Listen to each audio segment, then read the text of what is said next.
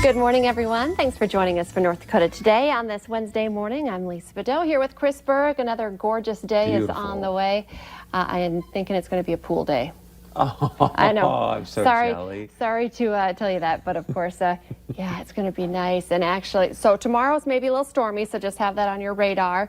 And then the weekend ahead looks hot, which I know lake people especially have been saying if it's not super windy, then it's been cool. But at least right now, I know it's only Wednesday, the weekend's looking like a perfect lake weekend. So if you're like me and you don't have a lake place, make sure you're talking to your friends. Schedule your bed so that you have somewhere fun to stay. And they can replicate it because next weekend already is 4th of July weekend, right? The weekend after. I can't believe I'm saying that.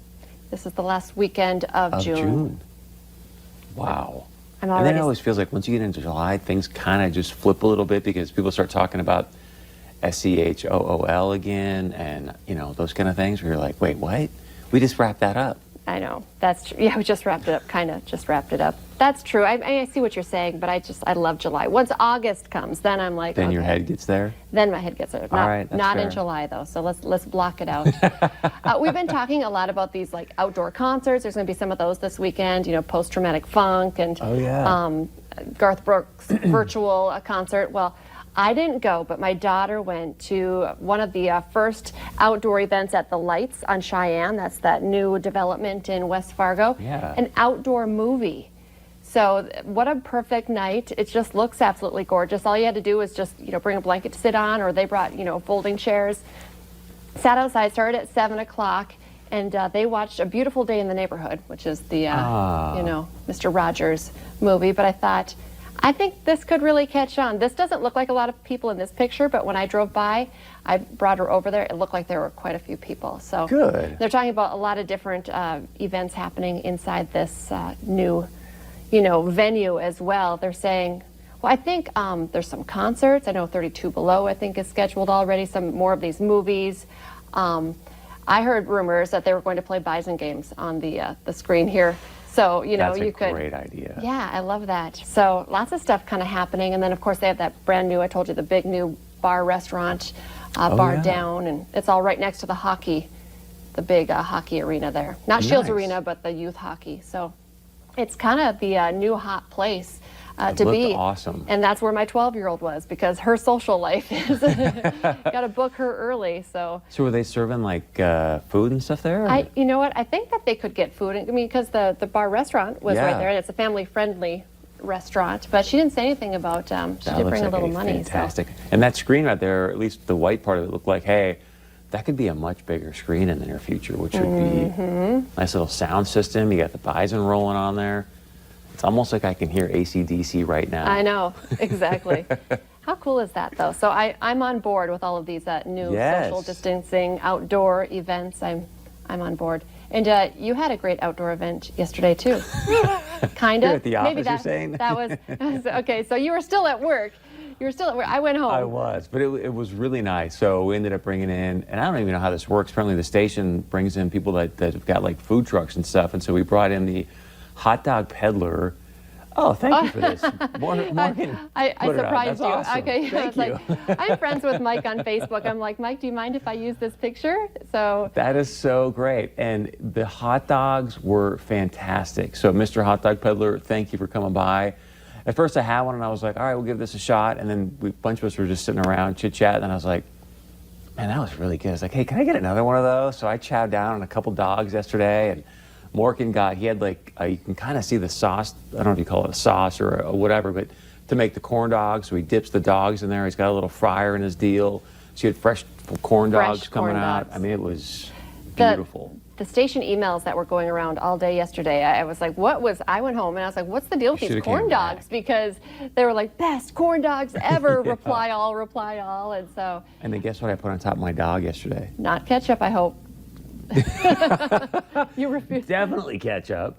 But I also had some jalapenos on there. So it was like jalapenos and ketchup and it was just fantastic. Remember, wasn't it? I think it was the dog father one time that scolded you for saying you put ketchup on. I don't eat hot dogs, but my dad is very like mustard must be the top condiment for a hot dog. So no hot dogs for you, no, huh? I'm more of a Polish sausage or like a okay, hamburger okay. person. But that's not why I didn't come. It's just kind of the timing. I had Yeah. a super busy day. But You were at the pool.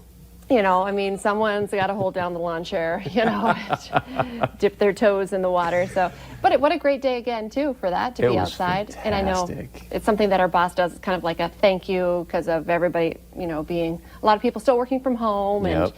our worlds, like everyone at home, too, our worlds have been turned upside down. So I know a lot of people were like, hey, it was great to see you. It was. In fact, talking to some of the people, you know, they've been working at home, and it was fun because one of the people, which we won't mention any names because I didn't get it cleared from that person, but they were like, yeah, you know, I've got the kind of work gear going on up here, but then I've got shorts on. So it's like, it's the greatest thing ever because it's like as soon as that's done, you just, all right, I'm done with that. And now I can go back to home life. I love that. If I was working from home, I think I would not wear heels. I would just wear Oh, yeah. You flip-flops all day.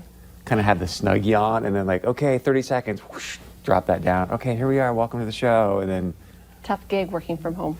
I know I heard a rumor that one of my colleagues was like, quickly during a break, I whipped up some brownies. And I was like, what? Like, you know, working and then took her little, you know, break and then whipped up some. I was like, that's nice. I would probably be ahead of the game on laundry if I worked from home. But sadly, I am not. Laundry and baking. Oh, wait a minute. That doesn't sound good. No laundry required, you know, when you're in the You'd building. be jumping in from the pool back and forth. I would, if I was forced to work at home, we would put in a pool. That'd be nice.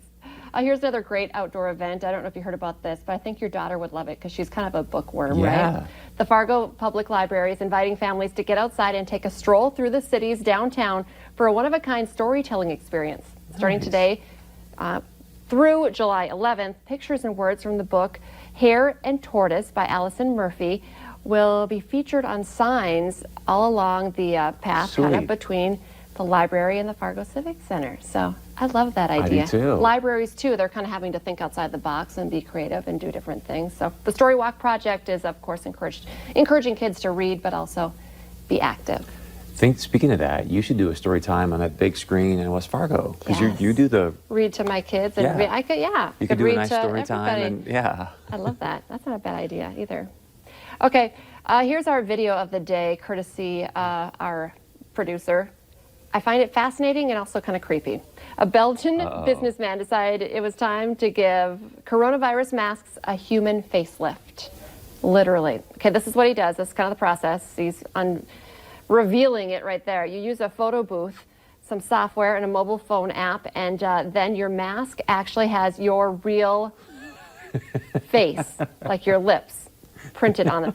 This would actually, okay, so now she's going to put it on. It's kind of funny, kind of weird.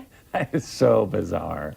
Although, you know what? I've been seeing a lot of my friends at different places, and I'm like, when half their face, like, do you recognize acquaintances, I should say. My friends I would recognize, but when you only see the eyes of people that you know, sometimes I'm like, is that you? You know? Right. So, you know, like let's say I got my nails done, and I was sitting next to one of my favorite cycle bar instructors the other day. I was like, I think that's you, but you know, you can't see it. So here you go.